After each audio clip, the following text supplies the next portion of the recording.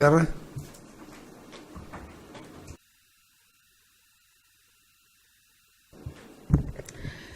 Hola, bona tarda a tots i a totes.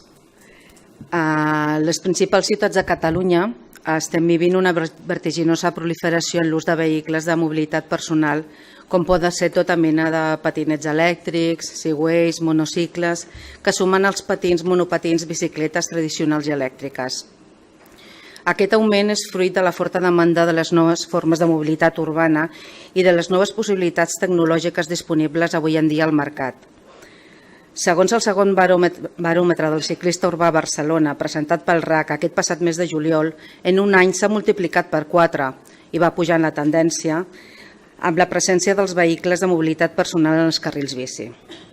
Aquest augment té un impacte particularment rellevant a Sant Adrià, una ciutat que per la seva orografia, amb pocs pendents, és idònia per la mobilitat amb aquest tipus de vehicles, envoltada de ciutats amb un gran volum de població que es desplaça diàriament a tot el llarg i ample del nostre territori, utilitzant aquesta mena de vehicles com a forma de transport habitual i, en molts casos, facilitant la connexió ràpida a altres mitjans públics de transport. Només cal aturar-se una estona observant i ens adonarem que aquesta particularitat territorial provoca que els nostres carrers siguin veritables autopistes de circulació d'aquest tipus de vehicles. Estem davant d'un fenomen que no és passatger i que ha vingut a quedar-se. Hem de veure'l com una gran oportunitat i aprofitar tot allò que té de positiu. Des d'Esquerra Republicana volem posar de manifest l'imment potencial que representa la propagació dels vehicles de mobilitat personal des del punt de vista de la comoditat, la mobilitat sostenible, de l'economia, del benestar i del medi ambient. Punts que, si en altres indrets són molt importants a tenir en compte, en la nostra ciutat encara ho són més, atès els alts índexs de contaminació que pateix la nostra població. Per aprofitar aquesta oportunitat, requereix, primer de tot, resoldre el problema que ha suposat la irrupció d'aquest tipus de vehicles en el marc d'una ciutat poc preparada normativament i amb infraestructures poc adequades i insuficients per a aquestes formes de mobilitat. Per aquest motiu, pensem que és extremadament urgent que s'elabori una nova ordenança de mobilitat que reguli la circulació de bicicletes, patinets i altres llenys en qüestió com l'ús dels espais i les condicions en què la circulació ha de ser permesa, els límits de velocitat, el nombre màxim de passatgers, la prohibició de l'ús del mòbil durant la circulació, les preferències de pas, entre d'altres. A més de la normativa, cal treballar també entre espais segregats, voreres, carril bici i calçada, acceptant que els vehicles de mobilitat personal en la situació actual són equiparables a les bicicletes i que cal fer una forta inversió en carrils bici i millorar els existents. Un augment de carrils segregats i segurs revertirà directament en la seguretat dels vianants, la cohesió dels barris i la cura del medi ambient.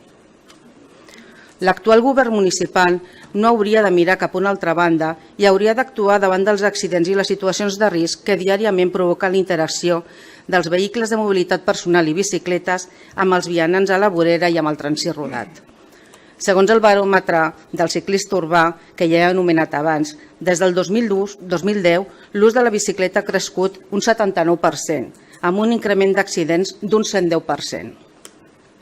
Com les xifres demostren, aquesta convivència actualment, sense reglamentació, suposa mantenir un elevat risc per als usuaris i sobretot per als vianants de Sant Adrià. Aquesta moció, doncs, neix del malestar de la població adrianenca, del que en fem ressò. I hem dedicat moltes hores de grup municipal a la recerca d'informació, a parlar amb veïns i veïnes i per redactar-la. Hem llegit la reglamentació actual, el que em diu la DGT fins ara, el baròmetre ciclista del RAC, i ens agradaria que tota aquesta feina no fos tinguda en compte i no fos menyspreada. Avui no entrem a valorar la xarxa del carril bici, encara que deficitària, sinó la manca de normativa municipal pel que fa a la circulació de vehicles de mobilitat personal i bicicletes, que comparteixen l'espai públic urbà amb els vianants. Instem el govern per a que treballi de manera eficaç i urgent per a l'aprovació de la nova ordenança municipal de circulació i també pel Pla de Mobilitat Urbana Sostenible. I ja sabem el que ens contestaran des del govern, que fa un any i mig que estan treballant.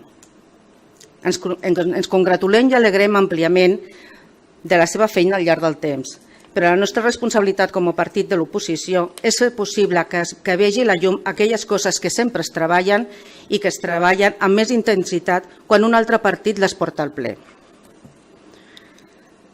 L'equip de govern ens ha explicat que fa un any i mig van pensar que seria bo la redacció d'una nova ordenança. Més tard, l'AMB els hi va proposar, juntament amb d'altres municipis, la participació en la redacció d'una ordenança concreta i també estan a l'espera que la DGT modifiqui el seu reglament. Com sempre, no podem esperar que algú de fora, una altra administració, ens faci la feina. Sant Adrià ha de fer la feina per ella mateixa i així adaptar a les seves necessitats les coses, no que algú de fora ens digui com hem de fer-ho. Pensem que aquesta és una moció molt necessària per molts aspectes, però sobretot perquè fins que no es doti d'una solució a aquesta problemàtica i ens tramiti l'ordenança amb caràcter d'urgència, el temps seguirà passant. Com sempre diem, qui ple passa, legislatura empeny. I mentrestant, els nostres conciutadans i conciutadanes patiran dia a dia i any a any un elevat preu en termes de pèrdua de tranquil·litat, benestar i seguretat, com ja està passant. Malgrat tot, segurament tots coincidim que aquesta regulació és necessària i per això estem convençuts del vot favorable de tots els grups.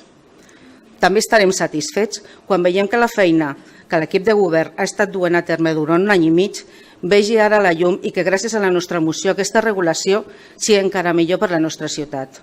Moltes gràcies.